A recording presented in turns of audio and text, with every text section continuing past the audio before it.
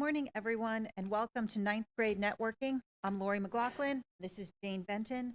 We're your co-chairs for today's first ever presentation titled Finding Balance, Supporting Ninth Grade Graders Academically, Socially, and Emotionally. Please feel free to ask questions. Sorry. Today, we're excited to welcome two people who are amazing resources for our children every day at our school. School psychologist Maria Calcagni and Sandra Workington. In today's presentation, they'll discuss how to communicate with your teen, how to help your teen make healthy academic choices, and how to provide emotional and social support for your teen. Importantly, they'll also cover signs of what to look for if your teen is struggling, as well as some community and school resources.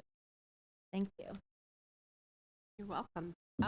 I have to apologize in advance. I'm ravaged by allergies, so I have like all of my supplies here, and I'm sorry I sound like this, but I'll do the best I can. We just thought we'd start by talking a little bit about a school psychologist and what they do in the building and how many we have and how you would access them. There's two full-time psychologists that are scientifically designed by Alphabet. So Maria does the front of the alphabet, I do the back of the alphabet. And then this year we have someone who comes 2 days a week and helps with some of the cases in the middle of the alphabet. We work with all students that are having extreme challenges accessing their education, and that can be for lots of reasons. It can be for social emotional reasons, it can be for learning issues, it can be medical issues. So we are part of every team that meets, whether it's a team meeting or a 504 or a planning and placement team meeting. We go to those meetings, every day for all the students on our case. In addition to that, we are part of the crisis response team. We do risk assessments, and we do anything else that is thrown our way by administration. Then you're lucky you have Christy, who's in the back right now. We call her Sunshine. She's always happy and eager to help and will help you with any question that you have. So I don't know, were a lot of you aware of the fact that there's that many school psychologists in the building? All right, good. It's usually kind of mixed. So if you ever were to have a team meeting for your child, you would see one of us at the table, and we would help. So, before I let Maria kind of kick off the PowerPoint, I just wanted to say that I used to do this all the time, and then I kind of took a break. My favorite way to do this is to really have it be interactive, because we only have a little bit of time, so I want to answer your questions and listen to your concerns. We can take them back to the team. I want it really to be interactive. So put your hand up if something I say is confusing or something we say you have a question about it. Really, I want you all to be comfortable to do that and ask whatever question you want. So the brains behind the operation, Maria, put together a wonderful PowerPoint. Yeah, so I think we're going to cover a number of different things. We know as parents it can be really hard, right? Adolescence is just a very tumultuous time. There's a lot going on. You're entering high school. There's a lot of changes that are occurring academically, socially. Obviously, we know social media is a big part of the mix, and these kids are really concerned about, what they look like in front of their peers, what's going to, be in front of them in terms of their future, making sure that they're making the right choices. So it's hard, I think, as a parent to know, how much do we support our child? How much do we step back? What do we do to make sure that this period of their life goes well for them? So we kind of, we already sort of discussed that we're going to be talking a little bit about how do you communicate with your teen and really kind of looking at how can you have a really effective conversation with them. Also, how to help them make some healthy choices in terms of their academics, looking at their social emotional functioning and supporting that, and then really looking at what are some of those warning signs where you're like, oh, maybe my teen is struggling, and what do I do with that? So this is a big one. I think, communicating effectively with your teen. I think it's really hard. We all want to do the best, right, for our kids, and we want to jump in and we want to make sure that, we save them and protect them for anything that, could possibly go wrong. But I'm sure many of you realize at this point in their life, they're ready to take on more risks. They are ready to be more independent. So it can be kind of hard to sort of figure out how much to sort of jump in and how much to sort of step back. I think one important thing that we definitely want to mention is that when you do communicate with your teen, it's really important that we sort of check in with ourselves, take a pulse on how you're feeling about a situation before you're sitting down to talk with your teen, because certainly those emotions can come forward and can make your teen, maybe become more defensive or not be as willing to open up and discuss what might be going on for them. So, like, for example, in my home, I'm really bad at this. So I hear something, I'm really bad at it. So I hear something and I'm like, that's terrible. I don't want, like, what? And then I start with the barrage of questions. Well, why did they do this? Where were you? Da, da, da, da, da, da. And I cannot stop myself. And my husband will sometimes say, what are you doing? Like, because, they're like retreating more and more like mom's a psycho. And I can't stop myself because, we all want the best for our kids. So when you hear something that is, potentially harmful or mean or, unfair, your immediate instinct as a parent is to get in there and find out what happened, how can we solve this, and, all of those things. And it's the exact wrong thing to do. And I've seen it work like so well in my house if I've learned to just step out or even just say, oh my gosh, that sounds terrible. What are you going to do about it? Like, I have to train myself to say that. The difference that you will have in communication with your kid, if you train yourself to say, oh my God, that must have been really hard. What are you going to do about it? Because when you start to ask all the questions and give all the advice, you take away that opportunity for them to learn to problem solve. And we don't even know we're doing it, but we're trying to solve their problems because we feel badly for them and we want them to be happy and healthy and whatever the incident is. The more you jump in and ask the questions and give advice, the more stunted they are in developing those problem-solving skills. And already our teens are very, very, very stunted in problem-solving than we were when we were younger. I mean, with the cell phone, they don't have to solve any problem. They have a disaster, they call you. When they're in college, they'll have a disaster, they'll call you. They don't have to think about how they're going to get out of this mess or who they should call or what they should do. They just automatically reach out to you. So if you want to really develop an independent, strong-minded child, your job is to step back, say, oh gosh, I'm glad you're safe. What should you do about that? Like, you have to keep doing that to teach them those problem-solving skills. Now, they may just call a friend and ask them what to do, but still, like, you have to give them that opportunity. Does anyone have a question about that or a scenario, or does anyone see that happening in their house, or are they calling you all day? Are they texting you all day from school, like telling you things that are going on, or anyone have anything to add about that?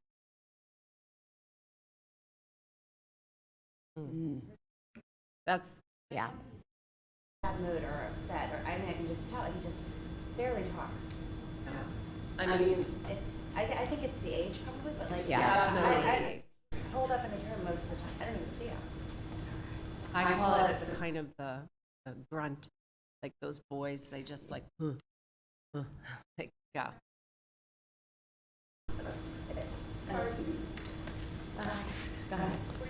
Well, I just wanted to say, don't give up on it. I mean, like, driving is a good time if you're driving together.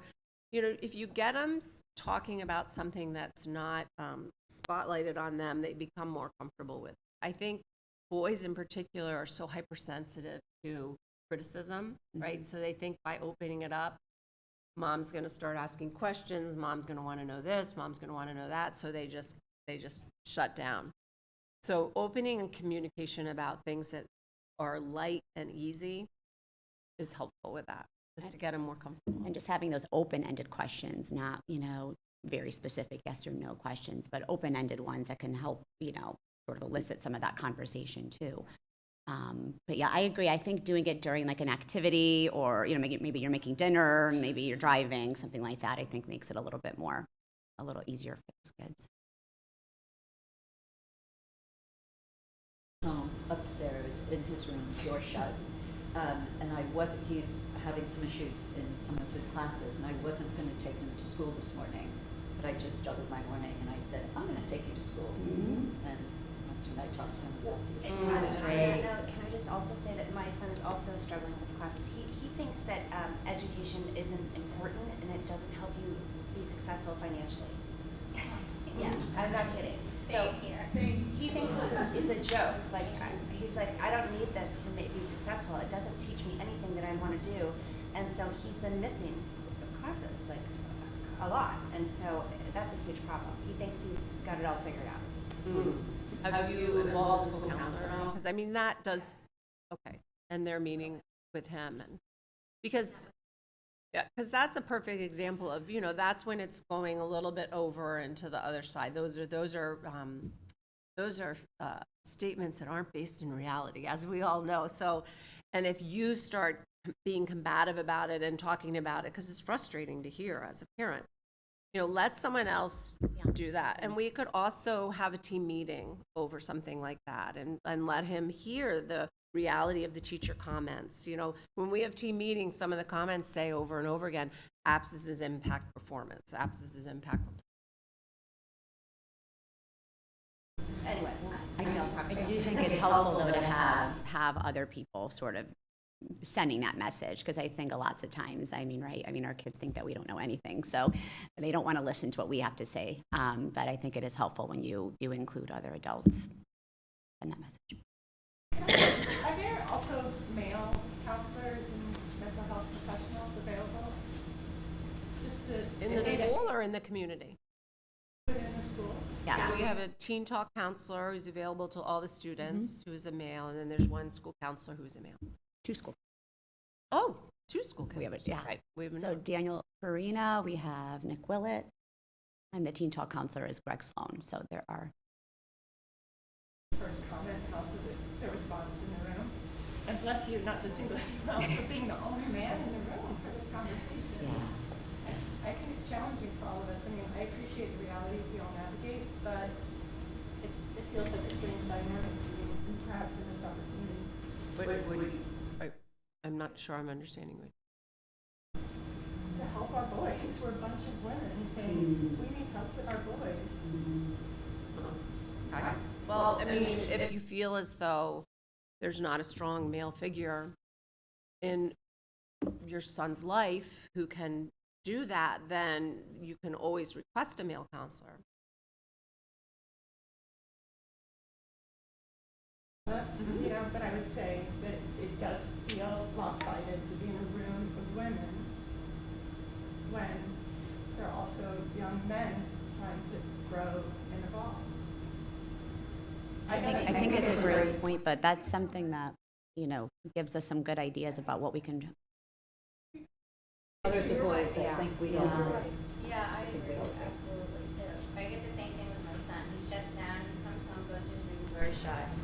If I ask him anything like, how are you, how's your day, that's not like a great way to start anything with him. And then he doesn't like school. He's like, I hate school. I hate every morning when I have to get up and go. And it's heartbreaking for me to feel that he's doing something he hates every single day over and over again. So if there's like a male figure that he could talk to, and I don't even know what the answer is. I mean, I guess the only way I differ, I mean, I don't know. I mean, I think someone needs to help. Someone shouldn't be having to get up every day and hate what they're doing. There are resources here of people who can help you with that. That's not okay, that someone hates coming here every day.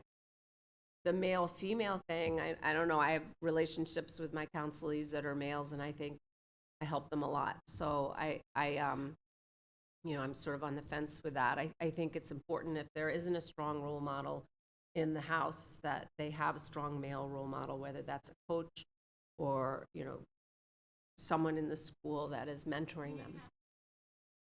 That's not necessarily the situation, but I feel that outside of the home, someone that he could go to that's not a parent. And here's another question, which I don't know if this is the right form or not, and I could probably figure it out if I email separately, which maybe I'll do, but say the counselor they're given isn't absolutely the correct matchup with the child. Is there a way to swap the counselor out? So you'd have to talk to Cindy Rivera about that, and she would, you know, she evaluates each case as it comes. She's the head of the school counseling department.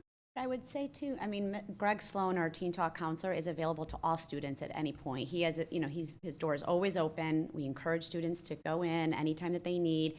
He's much more flexible than some of us maybe because we might be in meetings or have other responsibilities, but his sole responsibility is to be there and provide that counseling support. And there's no obstacles or hoops you have to jump through to get Right, to him. and the school There's- counselor can always make the connection. This is actually just going back to something she said, that and this is back to the home in terms of talking. I definitely find driving in the car the easiest time to talk to my son because it's a little bit like a frightened deer or animal or something. Like, don't engage, don't look at them, don't make eye contact. Whatever you're doing, stare at the road and then just like ask a question and hope to God they answer. But that's when we get the best answers or the best questions. Yeah. Because neither of us, and it's comic. I'm looking this way, he's looking this way, and I'll get the words then. But that's the only time it's easy. Yeah. So. And by the way, just by listening to everyone, you know that this is not a unique problem. I mean, boys at that age are growing developmentally, and they're trying to individuate from you. They're trying to convince themselves they don't need their parents don't know what they're doing, they're in high school now. So part of it is a natural reaction to their development. So it doesn't always flag that something's wrong. But if it goes to a point where they hate to come to school every day, something's going on and you need to get to the bottom of it. So I appreciate you sharing that because everyone should hear that. There are, we'll get into the signs of when it's not just developmental and there is something wrong later on.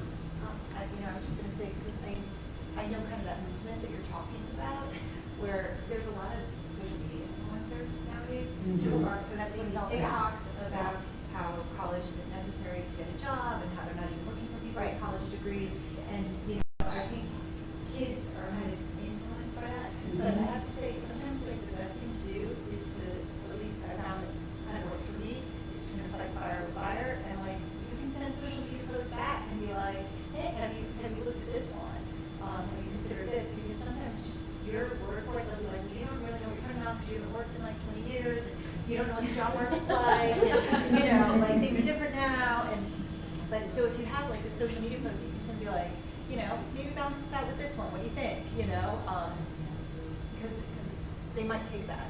So, But I do think it is helpful occasionally, especially for children who may not consider themselves to be primarily students, where they don't necessarily consider themselves that to be their defining part of their identity.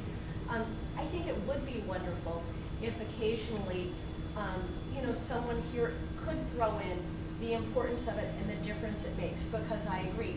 There is a huge movement on the internet that it seems, devoted to trying to convince children that education, really the education they're getting here, is not going to mean anything in the real world. And so my son was talking to me about Bill Gates and how Bill Gates dropped out of college and Mark Zuckerberg and all these different people, and how the skills that he's getting here really are not going to be relevant to anything anyone is going to do in the real world. And so, Did you remind him that he dropped out of Harvard? So. Yeah. Trust me, I did in fact point that out, that both of them dropped out of Harvard. Yeah. And that it is sort of a numbers game, a little bit like, to use an analogy more relevant to him, LeBron James making the NBA. That there are a lot of people who, it's all a numbers game. And so there are also a lot of people who dropped out of, a lot of people who have dropped out of school who are now pursuing careers at a gas station. And so, there is a good reason to play the odds and go ahead and make an effort. And that is fascinating to me. My head is spinning in so many directions right now. I mean, I guarantee you that the importance of education and going to colleges is covered all the time. And in fact, sometimes to me, too much, but now it's going to be interesting to see where this disconnect is going to land, because you have some people who are the exact opposite, who their life will be over if they don't go to a top-tier college. I know. Well, and so, it may And that's the be next slide. what they call, it may be a sort of defense mechanism against the concern about that. Well, that's what that's why my mind is spinning. Like, that's really interesting about what's on social media right now. So my son said the same thing last night, which is weird. He just said, all these millionaires dropped out. He named like so many. But luckily he texts me, I love you, Mom, and we still talk, so I feel really blessed for that. And I was wondering, instead of maybe having a child go to a counselor because they feel awkward, maybe, oh, something's wrong with me, or I'm not saying something's wrong with someone because they go to a counselor, but maybe they could do like an assembly where they invite all the freshman boys for something, and then maybe all the freshman girls. Sometimes girls go through other changes and stuff, and boys and girls are so different. Those days at the are done, we stage. can never do that. Oh, you can't do that. Ever. But maybe just a general assembly, I guess, then for all freshmen. Yeah, I mean, they have them frequently, but you know, the other thing you can do is you can reach out to the counselor and say, look, I don't want him to feel like something's wrong with him, or that but can you just pull him in and check in? And they'll do it in a natural way. They said, hey, you're a freshman, we just want to see how you're doing. And you can preset the counselor. They are always happy to do that. If you have worries or you want them to talk about something.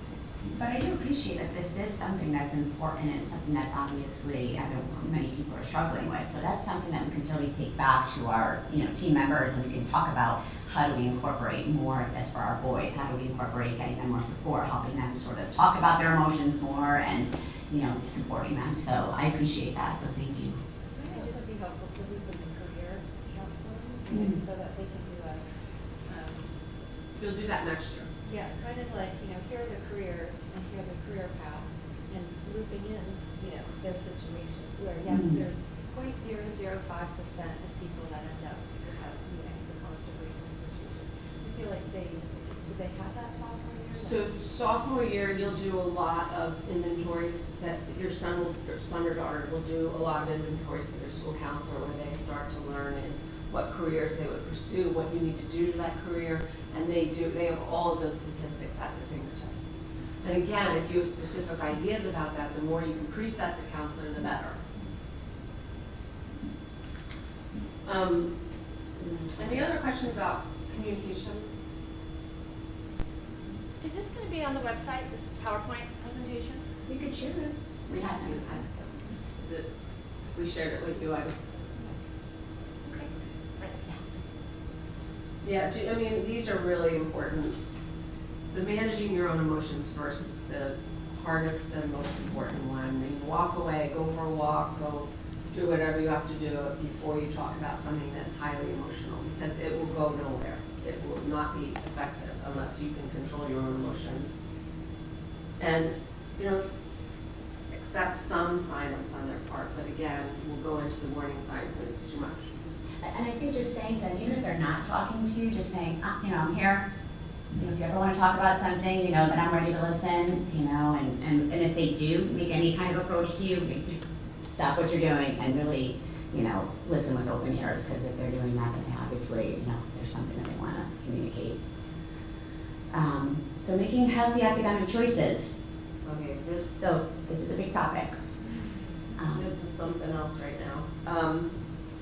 We see a lot of students that I think sometimes struggle with finding the balance of, what do they put into their schedule that's going to, set them up for success post-high school. And many times I think a lot of kids maybe might be taking on too much. And so, this is really important that we help them sort of figure out, well, what are your areas of strength? What do you really enjoy? What are those things that really you're passionate about? Let's take challenging courses in those areas, and it doesn't have to be in every area. We see a lot of students that come through our door that have taken, all classes are at the advanced level, and they're very high performers, but it comes at a cost, right? I mean, there's only so many hours in a day where you can focus on all of those plus extracurriculars and social life and family life. So, we really try to just talk to them about let's try to keep this very balanced. And I know the counselors do a really good job of that too, but it can sort of, go the other way. So here's the best way to look at it that everyone loses sight of. A high school is in session from 8 o'clock in the morning until 2:30. So they are busy from 8 until 2:30. Most kids are involved in some type of after-school activity, whether it's athletics or theater or clubs. And if they aren't, we can help you find lists of where they can get involved. But, so their day often will go, if they're an athlete, it will go from 8 probably till 6, if you think about it. If they are taking 5 AP classes, you have to remember that an AP class is a college course. Nobody in college ever takes more than 5 courses. And when you take 5 courses in college, they meet twice a week or 3 times a week. And you have all of the rest of the time in your day to study. A high school student taking 5 college courses has approximately 3 hours, 4 hours to put toward their college class if they go to bed at a healthy time. And it's too much. Now, there are some, don't get me wrong, there are some brilliant kids who can do it with ease, and God bless them, I wasn't one of them. But there are some that can do that. There are some that it comes with such a cost, I can't even tell you, the anxiety disorders, the depression, the pressure. And I feel so sorry for the parents when they come in, because they are powerless at making their kids, or they feel powerless at making their kids make better choices. And the reality is that sometimes if someone is ill, anxiety is a mental illness. And if you don't take care of it, it will grow and become more significant. So sometimes as adults, if your child is suffering from panic attacks and anxiety, you might have to go in and make the difficult decision. I, at a meeting, will never ask them to, take a lower level. I mean, I'm always about quality versus quantity. If they're bright kids, they should stay in the AP track where they're succeeding. If AP Chem is not your thing, go to regular Chem. These are the decisions you have to help them make, because it is an epidemic. And then the other thing, I'm so happy you're freshmen, so you can hear this from my lips. Be careful about SAT tutoring, PSAT tutoring. They will all tell you you need 1 million hours, here's the contract, this is what it will cost. I mean, it is such a racket right now of money making, and the SAT, most schools are score optional right now, and they're this much of the application process. So please don't, I always say drink the Kool-Aid, which probably isn't appropriate, but please consider the sources. These are money-making things. Also, SAT, ACT, everyone wants extended time. The data around the kids that have extended time, it doesn't improve their scores. It just doesn't. And what it does is it takes a 3-hour day and turns it into a 7-hour day. It puts enormous pressure on them. It's just, there's so much out there on social media and with tutors and with, college counselors that you really have to be protective of your child. I was just gonna say, the main Khan Academy does free SAT Exactly. tutoring, and it's tailored for your kids, so they take like The a PSAT class- score. PSAT score, but they also if your kid is having trouble with grammar, then it will give them just grammar questions, and if they're having trouble with a certain part of math, it gives them just that part of math. So it's kind of targeted and it's just. And you know what else it does? So- And you know what else it does? It teaches your child to be a problem solver. So they see an area that they're struggling with and they go on Khan Academy and they figure it out. You can pay $1 million for a tutor to go through and go through and go through. What is that teaching them? I don't know. For one test, that means really probably, 9th grade.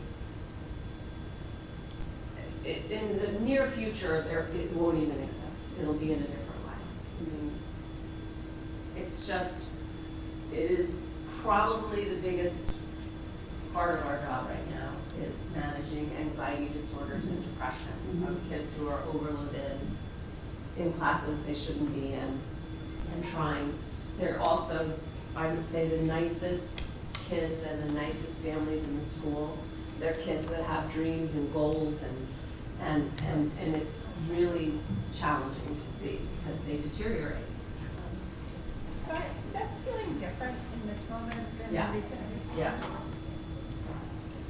And could you speak to that a little bit, what you advise? Well, I think Well, I mean, what I would advise is really making sure that you're putting your child in classes that are appropriate for them. The minute they are, like, for example, if they're of average intelligence, average to higher average intelligence, and they're taking 5 AP courses, it's too much for them. They're gonna be up till 1, 2, 3 in the morning. They may be able to do it, but to what extent?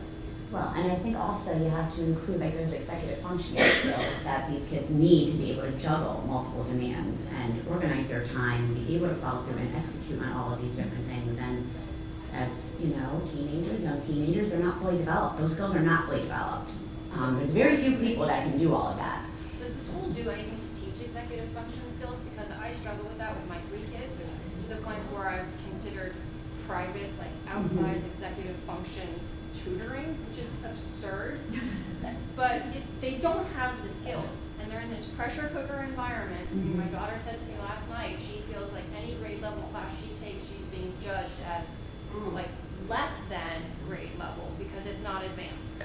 That's ridiculous. Yeah, that's what I'm saying. It's an epidemic right now. That is so sad. But we have, just to answer your question, we have a program that was developed just for kids with weak executive functioning skills. It's, but I mean, kids that are really, like, their grades are suffering because, I mean, parents are desperate for something, and it's called ACEs, and it's actually credit bearing now, and it's taught by a certified teacher, so that's exciting for us. It's for kids who can't juggle all those balls, and she helps them to communicate with the teachers, she helps them to do long-term planning, they all come up with goals with her, it's hugely successful, so you could. I know. Well, no, they started to do something with freshmen, didn't they, in the study halls where they were doing executive functioning lessons? I did know that teachers do try to embed some of these skills within the classroom, like when you think about like English and history, they're all sort of breaking down these long-term assignments into chunks, and so that's kind of part of, learning those skills. Teaching, note-taking, and study skills, all those things. They don't have it when they come here. And then, there is the Schoology platform that we hope students are using because there is a calendar function. There's many different tools within that platform that students can use to help organize themselves. But yes, it is going to take. There is during middle school, there is an executive functioning because my kids have done it. So I don't know what That's us. we were at SACS yesterday, and I mean, it's a little bit. It obviously could be They're teaching better. 6th graders about having a planner and so they are doing it from middle school, and hopefully It stays. Yeah.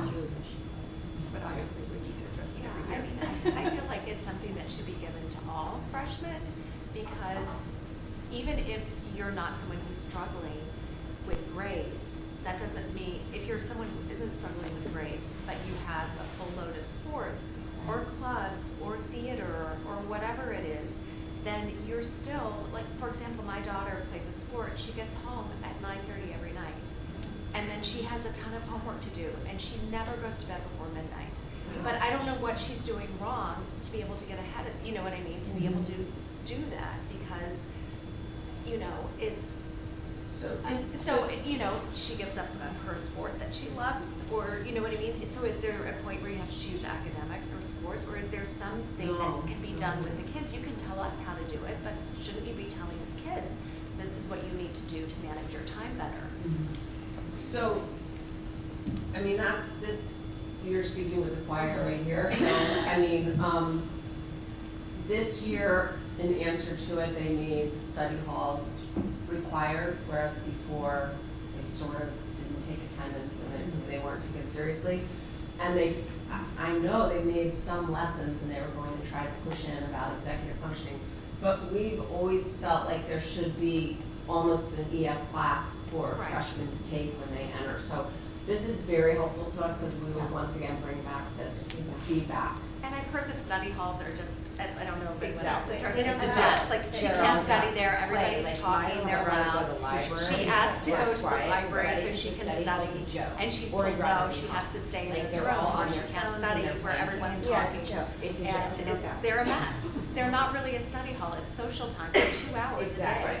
She asked to go to the library and she's told no, she has to sit in this room where she can't get anything done. So it's a waste of So I time. don't know if it's the teacher of the study hall or how you guys are managing that, but they're Well, basically study hall is letting an them have like free independent- time in study hall to like hang out and chat and socialize. And then there's that pressure, like, oh, okay, well, I'm here, I need to do that, rather than like the math test I should be Right. studying for. And then they ask to go to the library, and they're like, no, you have to No, stay. you have to stay in this room where you can't get anything done. Right. It's- So this is good feedback, That's really good feedback. Um, We can definitely bring that and back. we will 100% bring it back to our administrative meetings. But just to clarify, the study hall is, I mean, the teachers go, it's not structured, they're not there to sort of like work with students. Of course, like, if a student has a question, they're, happy to help, but it is something that's independent for the Can't they student. create too. a quiet environment though? Like I mean, that. I don't mean to cut you off, but Yeah. can't they tell people, put away your phones? Mhm. This is a study hall, this is where you actually have quiet time. If Tell the people to school's just be goal quiet. is for children to be doing schoolwork during that time, then who's ever administering the room should be able to enforce that. We- Because otherwise, they should just be home where it's quiet and they can. We will definitely bring the feedback. I have a question quickly about making academic choices. Mhm. I think there's this other side. I recently joined TikTok to see like what, so I can be see what's going on. And there is this side where like, no, you don't need to go to school and, you don't have to graduate college. But then there's this other side where these kids are like, these are the colleges I got in and these are my stats. And I took 15 APs and my GPA was a 5.0. And I'm like, forget it. We have no chance. Like, do they know it's okay, like Megan said, like, just not to be that? Like, sometimes I feel like there's so much pressure, like, I don't teach these AP classes, and if I'm in a regular class, I'm not good enough. There's so much pressure. There's so I know, much there is. pressure. I feel We're, like we are when I grew 100% up- aware of that, and that's why we speak to people like you who can balance it for your When I grew children. up, I You think my can- school offered 2 AP classes, but I maybe had 2 friends that took it. But it's so Like, important, now it's like, your message, like, don't, like, first of all, I always say, like, who wants to go to Harvard? That's not fun. I just say that to bring the energy down in the room, but the reality is parents who say, I want you to go to a place where you're gonna be comfortable, you're gonna learn, and you're gonna have fun. This is one experience you'll have in your life, and people get hired at very high jobs from colleges all across the country. Like, you don't have to go to Harvard and land a good job afterwards, You so. don't have to go to college, honestly, you could go to trade school, and That's true. contract. work. Exactly, Or an electrician. a good life. Yeah, right, so 100%, but you have to make that a safe topic in your home. Well, it That is. has to start with you. You have to give the message, we don't care where you go to college, we want you to find something you're successful in, we want you to be happy, and we want you to be safe. So let's figure out where that is. I don't care if you go to Harvard, I don't care if you go to Cornell, like, if that's a goal for you, for your child, then you're setting that tone of pressure in your home. And that's, The peers, It's it's not the the peers, it's not from Yeah. home. but they're telling you about it, cause they're looking for you and your reaction. There are many parents who that's a goal for their child. And, if it's not in your home, then make sure you're saying that, like, look, this is supposed to be a time in your life where you're growing and maturing and becoming independent and learning and having fun and meeting friends for life. Like, this is, they lose track of what college is supposed to be because there's so much pressure all around them. I just had lunch with my cousin, his wife, who's a doctor in Greenwich, and she just went through the whole college process. I think they applied to over 20 colleges, which is a lot. And the kid got rejected from like half of them. And he was in 11 AP classes, he was a leader, he was like all these things. And like one of them was Notre Dame, and he got rejected. And she said it's so hard. Even if your kid is perfect sport with the AP classes, and this is like another hairy topic, but she said certain amount of seats are for people from, I guess, underprivileged areas. So even if your child is like taking all the AP classes and a leader and the sports and doing the charity, he could still get rejected from his favorite college. So Yeah. it's like, So my way that I combated that I finally figured it out with my third child. So my job with my third child was to make him fall in love with a school that we knew he would get into. Like, so we looked at other schools on his list, but we really made sure we looked at schools that were target schools that we knew he could get into. And that took all the pressure off of him because he was we went enough or talked to enough people that he was very excited about that school, and that all of a sudden takes the pressure off. these kids whose goals are to go to, you know, the reach schools, it's sad. And this was a very, very bad year for college admissions. I mean, that's what we're hearing from the counselors. They can't make, they're really analyzing all the data right now. They can't make sense of it, really. I told my That's son what that we're he can navigating is that fear, that our kids feel that it's never enough. You know, you can talk about these reach schools. They're not even reaching for these reach schools. They're looking for a spot. And I think something has changed that makes it unpredictable, and that breeds fear. Well, I think there's probably fewer seats available every year and from, and it is, I mean, it's Hard. it's very hard, but that's why as parents, you can lead the way and say, look, it would be great if you got into that school, but let's go look at schools that we know you can get into and find which one is perfect, and takes a lot of pressure off. I was gonna say, I have one in college, one a senior who's after the college policy, so I've been to a lot of colleges. And I have to say, they all offer something so much better than when we went, like, and it doesn't matter what tier, like, you know, you thought when you went to college that it was good, and I'm telling you, like, everything's even better, like, so it doesn't, you know, I think the idea of going to just these few colleges should kind of go out the window, because every college you look at has something special about it in some way, that they're doing something amazing with their student body. And I think if you go to these colleges or do Zooms, which is so great, you know, your kids can see that, they can get excited about it, Yeah. and then they can follow And the when you're college on traveling- social media, and then they see what the students are doing. And when you're traveling right now to open places and vacations, go drive through the campuses, get them, there's a whole world out there. This high school, the amount of people that apply to a small group of schools is ridiculous. And if you think about the school, I mean, they can't take 15 kids from New Canaan High School. So, you know, if you start going on Naviance and you do that with your school counselor coming up and you see the amount of applications that go to all those schools, right away that tells you no matter, I think you said it, no matter how high they are or what they've done, that school can't take that many kids from New Canaan High School. They would have a big problem. So that's the reality of what's happening, and it's all part of technology. It's so easy for kids to research that and look at the numbers and hear all the things. So your job is to like go out of their comfort zone and look at all different kinds of schools. I have the opposite situation in that the same child I was talking about before doesn't think he needs education to be successful. He's got it all figured out. Also, at this point, doesn't even think he needs college. And so we obviously said, at first I was like, you're absolutely going to college, you know, and this, that. And then we started listening more as time went on, and then, you know, we're like, we just want you to have as many options available to you as possible for your future. And yes, college can be fun, and you can travel, you could do semester abroad, you know, all these, it's a growing experience, it's getting street smart, it's a whole incredible experience. He doesn't think he needs that either at this point, and he's 15. And we keep saying, like, you're 15, you don't know what you don't know, you know. And Well, so if you want to open up communication with him, because he's just a freshman, so you have time. yeah, I You know. should say, that's really, you know, that's really interesting. So let's figure out what you could do then. What would your plan be? Like, put it back on him and see what he's really saying and say, what is your plan? Because I'm curious.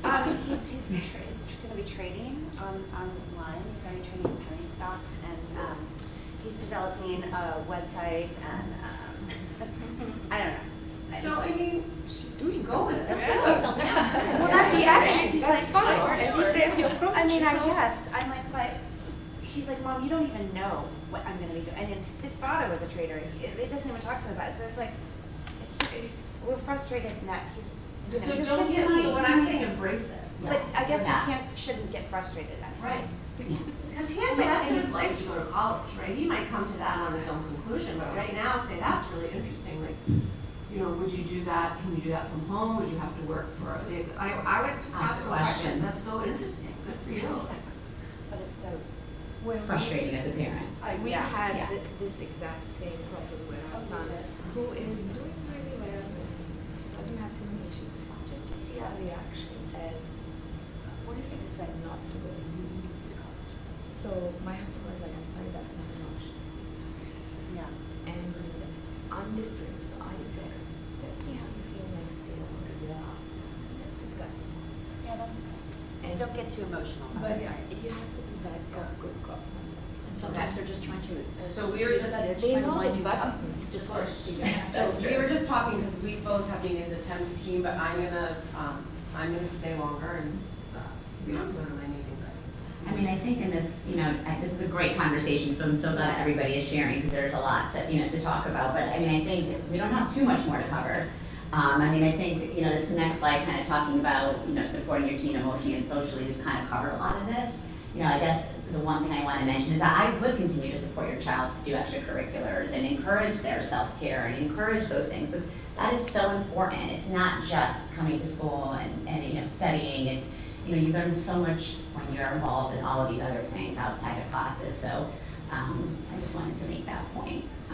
And don't be afraid to let your kids make mistakes. I mean, I think, again, back to, being a parent, you don't want them, you don't want to see them fail, but they learn so much when they do make those mistakes. And you want them to make them now when they're under your roof and not when they're in college. Like, if they make a mistake now, you have the opportunity of just sitting around the table and saying, well, that was really stupid. Like, what are you gonna do now? Let them solve it. Like, what are you gonna do to make it better? Whereas the ante gets higher when they go off to college and they're doing things independently. I mean, it's important to really acknowledge that they made a mistake and then throw it at them. Okay, so what are you gonna do about it? So we wanted to talk to you also about just some warning signs to be aware of, not to scare you, but just to kind of things that you should just be on the lookout for, Honestly, I think the biggest thing is has there been a significant change in your child, whether it be friendship or their, willingness to go to school or in their sleeping habits or their weight. You're just seeing that there's something that's just different about them that's not healthy, right? Like you're seeing them worry a lot of the time and they can't seem to sort of shut off their racing thoughts. Those are signs that there might be something going on that, is bigger than just your typical adolescent sort of turmoil. And we just want you to be aware of that. And obviously, we're here as your support system at school. First, I would say, first line would be a school counselor, but obviously, if things get, really significant, they always pull us in, or you can certainly reach out to us, and we do have social workers, and, so there are opportunities here for your child to receive some, support. Yeah, there's enormous support for you in this district. There's a district social worker. In this building alone, there's 2 full-time social workers, 2 full-time school psychologists, teen talk counselor, part-time school psychologist, 8 school counselors. I mean, there's enormous amounts of resource in this school. So, and if you don't know how to access them, your counselor is always the gateway. So I'm sure you know how to get to your counselor. So, and these are the resources, I just kind of skipped ahead.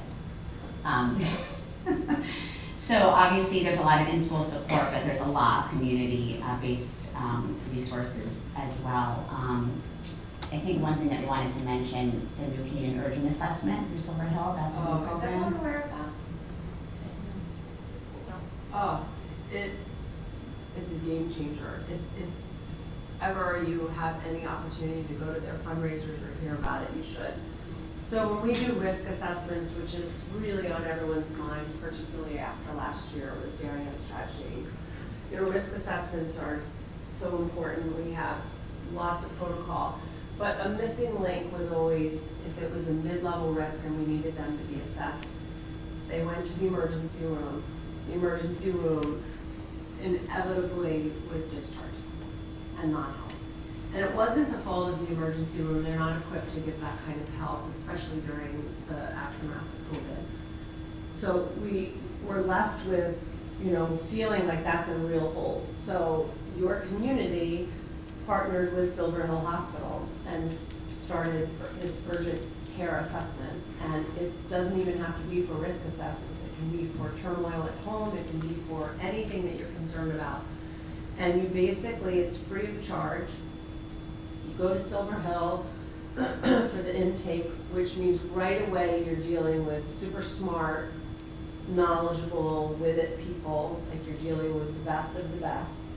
And they will do a full assessment, and then they'll make recommendations to you, and they'll help link you to resources, like whether it's counseling resources or anything after that. And anyone that lives in New Canaan can access it free of charge. So it has been a game changer for us.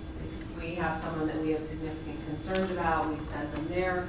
We know they're gonna get good care, we get good feedback.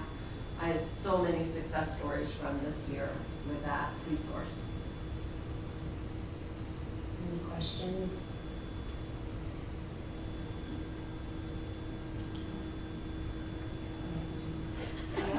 Did we cover any other, are there any other topics you wish we had covered, or?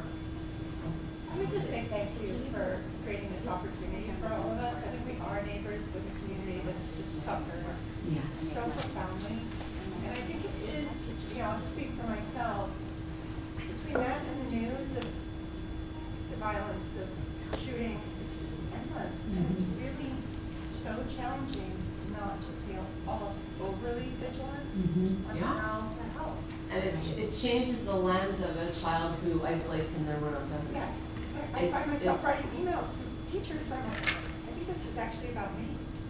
I'm overly vigilant anymore because I'm seeing shadows everywhere. Yeah. That's, So thank you. well, thank you for sharing that, because that is what everyone's kind of suffering from, and us too. And we're hyper vigilant too. I am new to New Canaan, and I've been around the world for the last 19 years at various American international schools. I was so used to having parents in a grade be on a WhatsApp group, because WhatsApp is very popular outside of the US. And I miss that because you can't believe how supportive it was to just meet and listen to another parent talk about your fears and your anxieties. They have the same. And that was the only thing that I found that was missing here. I thought there would be a list when I first got here, first open house, that parents could sign up and say, yes, we want to be on a group chat with other parents. And a lot of information was disseminated through the WhatsApp group. So there was never any fear of missing out on something or... Is there anything like that in the community? Is there any parent, like a chat group, meetings? Not that's grade specific, that's interesting. Like, because New Canaan Moms is more Yeah. general. I think the teams have their own chats for just coordinating, what tournaments. Sports teams. Sports, and but I think if you're not. I mean, I think that's why they try to do these networking meetings every month, so that people have, I think, they have an opportunity to all talk to one another, because it is comforting when you hear that everyone is struggling with the same thing. At our school in the city, because we're also relatively for 2 years here, we had something called Parent to Parent, and it's where parents just got together to talk about whatever was on their minds, and there was no right or wrong thing. Anyone could just bring up any issue, and so many times you do have people in the community who've experienced the same thing, and they help you with a new perspective or problem solve, and it wasn't moderated by, it was just parents getting together to talk about whatever was going on. It was called Parent to Parent, and I think that that's maybe something that could Does the do. PFA ever talk about doing something like that? I could start. I mean, Juliana and I found ourselves It's on the first meeting, and well. we didn't try to push our voice together because that wouldn't work, but it is so good to be able to just talk. Whether or not things are resolved, it's so nice to just chat. We've had similar and meet experiences up once in a being while. overseas.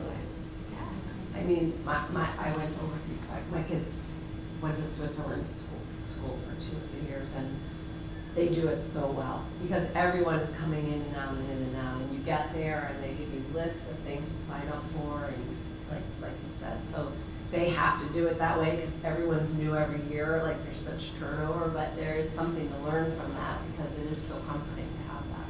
So I don't know if you heard, or they're gonna bring that back to the PFA and bring it up as an idea. It's a really good idea also to keep it grade specific. Especially if you don't have a daughter or son in a sport, because I can see them, you know, having their own group once you do have an extracurricular or sport. But if your child is doing something independently outside of the high school, there really is no network or group for the parent and child to go to. My dancers have trouble with that. They Yeah. work so hard, 6 days a week, 7 days a week, that they are not in school, and it's really hard. Has everyone found, have your children all found activities to be involved in? I mean, do you feel like they've tried different things or are aware of the different activities in the school? Because there's so many, there's club, I'm sure you saw the club lists, you had the club fair. As they get older and you start to see their areas of strength, there's things like Model UN, the debate club, all the robotics and all the great things that go down there, the art clubs. You know, a lot of those things as you begin to like suss out what their real skills and gifts are, encourage them to join all those things, and I know the teachers will too. Thank you for having us. Thank you. Thank you. You guys made this so easy. I love it when it's interactive. I can't stand just.